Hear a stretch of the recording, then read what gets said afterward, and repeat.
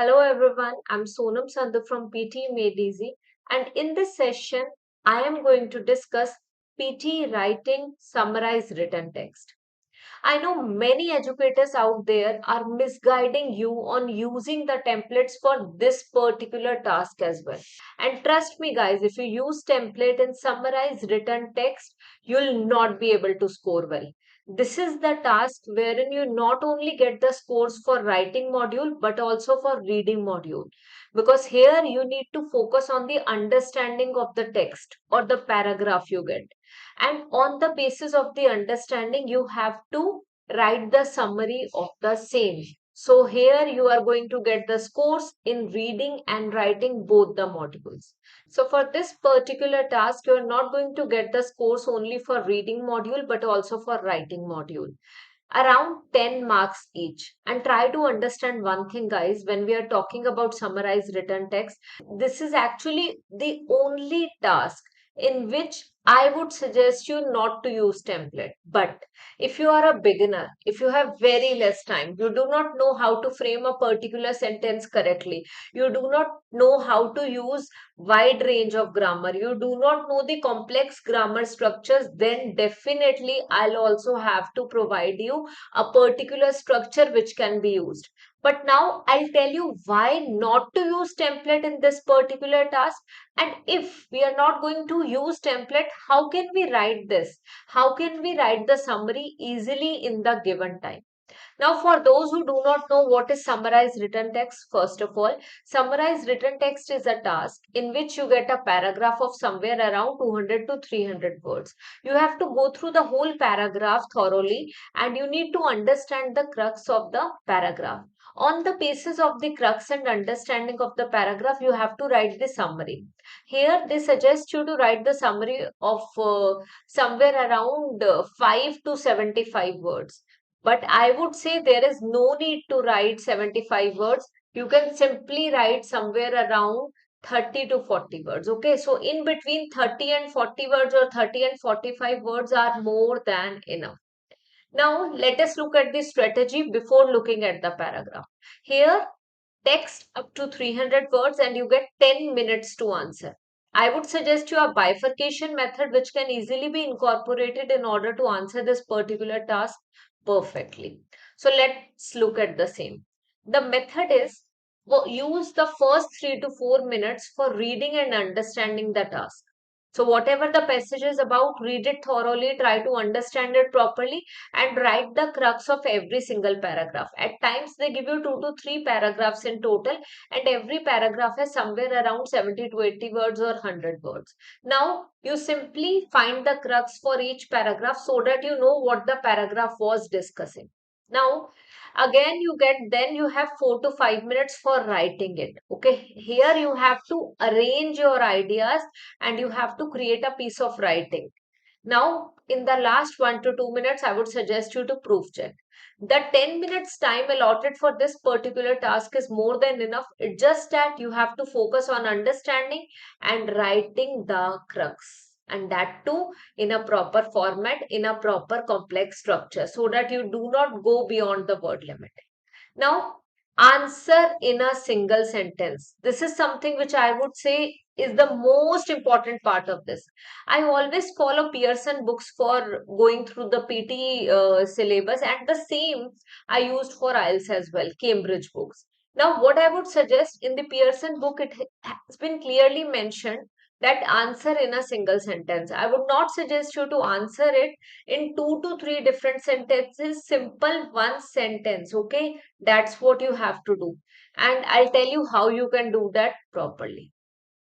Let us proceed further. Now here, after answering in a single sentence, you need to take care of, basically when you are writing a single sentence, do not exceed the word limit. Here they say in between 5 and 75 word summary, but writing a single sentence in 75 words is not possible. So if they are clearly mentioning answer in a single sentence, do not forget to answer in a single sentence. So what can you do? You are going to write in between 30 and 45 words. So as mentioned earlier also, 30 to 45 words are more than enough.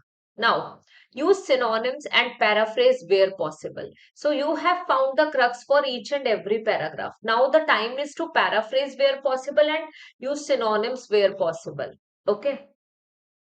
Use that, which, who, as well as, not only but also and although, connectors like such, in order to frame a single sentence. So you are going to have fragments. Okay, you are going to have three different sentences or three different short sentences for every single paragraph if you have three paragraphs. Now you have to arrange those three sentences into a single sentence, and for that you are going to use these complex connectors. That's why I have mentioned which all connectors can be easily incorporated in order to make a single sentence. Proceeding further, avoid using template in this. Rather focus on punctuation marks, as in the usage of comma, full stop, semicolon, colon, hyphen. Focus on that. And grammatical range, as in you have to use high range of grammar. You have to use complex connectors in order to write a sentence of around 30 to 40 words. Last but not the least, find the crux of each paragraph and combine it using discourse markers. For those who do not know discourse markers are nothing but just the connectors which we are going to use in order to connect two sentences or three sentences together. Now you have already understood the strategy, and if there's any problem, I would suggest you to prepare notes so that you need not to watch the whole video again. Here, for example, we have this particular question. Write summary of the written text in 10 minutes. So we'll go through the text, and the text is of total of two paragraphs. So tentatively the text is of somewhere around 300 words. Here the total number of words is 221. Okay. So let us start from the first one. Humans have been cultivating chilies as food for 6,000 years. But here we are learning new things about the science behind their heat and how it reacts with our body. So they're clearly talking about growing chilies, and they are mentioning that we have been growing chilies for the last 6,000 years, and new things about the science behind their heat. Why is this particular plant so spicy, and why is there so much heat in this particular plant, and how it reacts with our body? So they're clearly telling something about the chili plant. In the late 1990s, scientists identify the pain nerves that detect capsaicin. ठीक है, so they are clearly mentioning this particular ingredient, ठीक है, capsaicin, and the chemical in chili is responsible for the most burning sensation, ठीक है. So this is the particular chemical which is responsible for the burning sensation, but it's not only during the last few years that scientists have also learned why chilies evolved to be so spicy in the first place. So here they are clearly mentioning. Now what can be done? There is a very good strategy here which can be incorporated. So while you are going through the first paragraph, simply underline or highlight the statement which you feel is quite important. So here, according to me, this particular sentence is quite important. Scientists have also learned why chilies evolved to be so spicy in the first place. Why is it so spicy in the first place? This is what they are telling. Okay. Now, the hottest part of the chili is not the seeds, as many people think, but white flesh that house the seeds. So basically, there are seeds in the chilies, and along with the seeds, you can see there is a white flesh.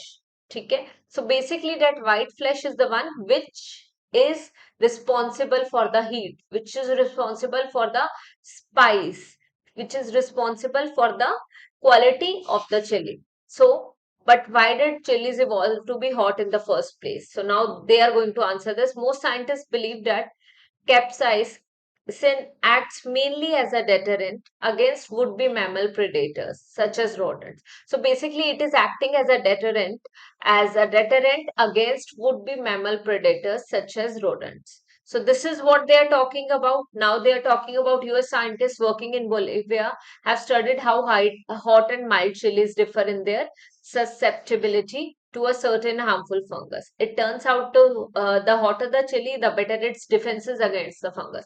So the hotter it is, the better its defenses against. So we simply are going to understand what they are talking about, and the best approach is to highlight the sentence which you feel is the most important one. Because on the basis of this particular highlighted part or the highlighted parts, we are going to know what exactly will be there in the summary. Okay. And last sentence, if we look here, so we'll get to know that they're talking about heat may have evolved to help chilies deal with harmful microbes. Okay, so this might have evolved to help chilies deal with harmful microbes as well as hungry mammals. So we have gotten to know two things. The major crux is this: evolved to help chilies with harmful microbes as well as hungry mammals. Okay, this is what they talked about. So we are going to highlight this as well. Similarly, we also got to know the crux of body paragraph 1, the first paragraph in the last 3 lines only. Now we have to arrange it. Okay, so the first statement that here is scientists have also learned why chilies evolved to be spicy in the first place. Scientists are trying to comprehend. Simple. Because here I clearly mentioned we are going to paraphrase and use synonyms. So scientists are trying to comprehend why chilies evolved to be so hot when eaten. So instead of when in first place, I have written why chilies evolved to be so hot when eaten. So we have gotten to know that this is the particular part. So this is something which was mentioned in the beginning. Why chilies evolved to be so hot in the first place. Instead of in the first place, I have used when eaten. Why chilies evolved to be so spicy. Instead of that, I have used why chilies evolved to be so hot. Okay. So here we have written the first point. Now we have to connect it. We are going to talk about the second point here. Most scientists. We are going to simply paraphrase it.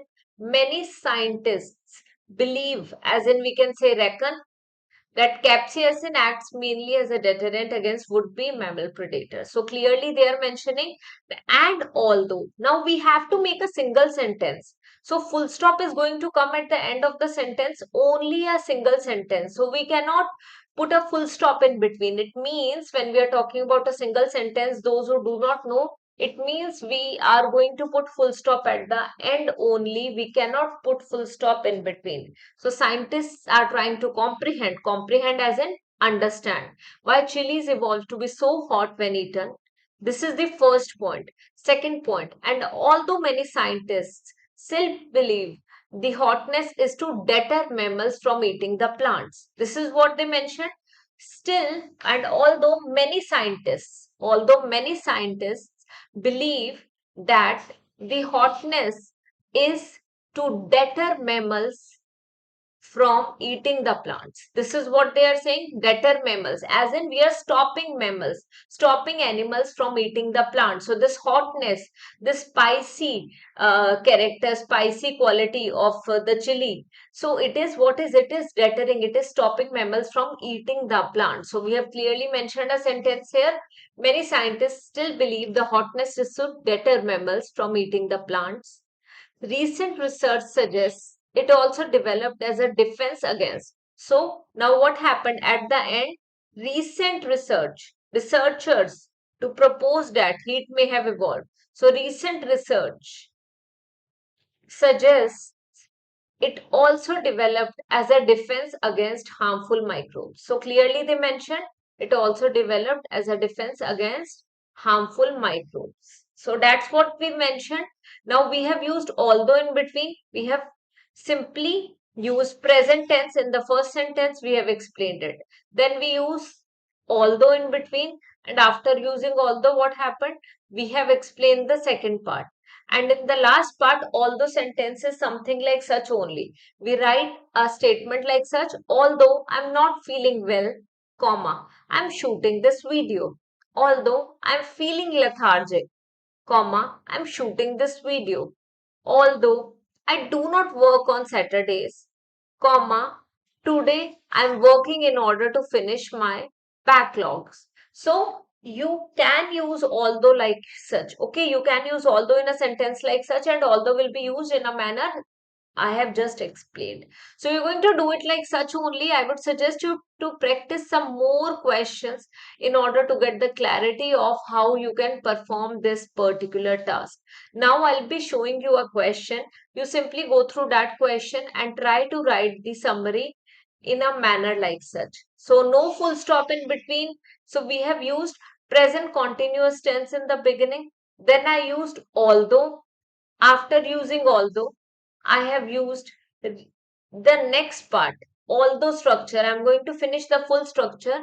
That is the usage of although. So simply do the same. I'll show you the next question right away. So you need to simply write the summary of the same question in your own words in maximum of 30 to 40 words. Do not write more than 40 words, but take care of one thing. You have to answer in a single sentence. In a single sentence, you cannot put full stop anywhere in between, but you can use complex structures, you can use full stop, you can use the after this completion of the sentence you are going to use this. Okay, so use connectors in between. You can use comma, you can use hyphen, you can use semicolon. Avoid full stop. Now this is the way you're going to do. Simply go through this question. The question is, the history of marketers seeking the advice of physicists is a short one. So you simply are going to incorporate, use this and write the summary of the same. So now we'll simply look at the summary and we'll look at the number of words in the summary. So we have written total of 46 words. If you are going to cut down these words, somewhere around 40 words. And 40 words are more than enough. Do not try to write 70 words, 75 words. Simply write 40 words because you're going to get the scores for a single sentence, not for the number of words you are going to write. So please focus on the content. Focus on writing the whole answer in a single sentence. That's going to help you a lot. So thank you so much for joining me today. If you like this video, do let me know in the comment section and I'll definitely shoot another video for you related to speaking repeat sentence because I received some comments where the learners were asking assistance in repeat sentence of speaking module. That's all. Thank you so much and see you in the next video.